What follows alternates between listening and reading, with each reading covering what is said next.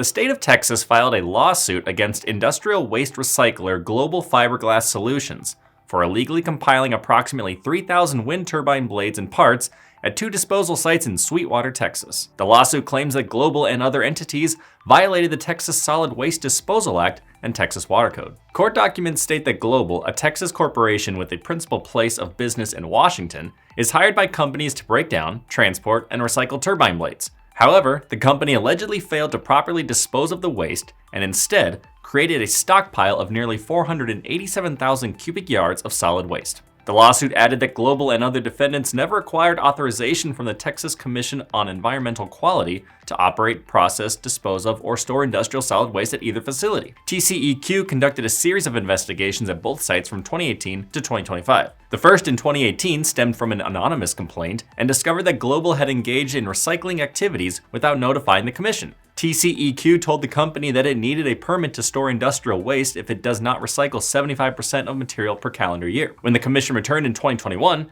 they allegedly found the sites unattended, with the office door and all gates locked.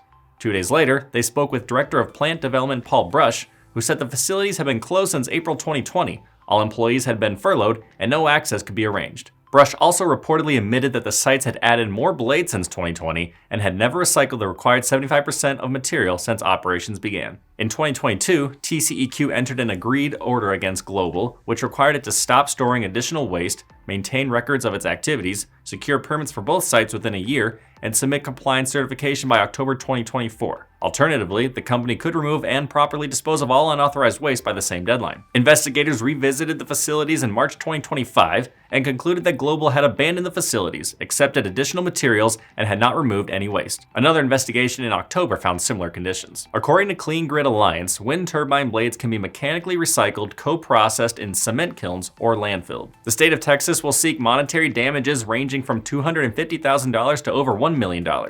Global did not respond to IN's request for comment. I'm Nolan Beilstein. This is Manufacturing Now.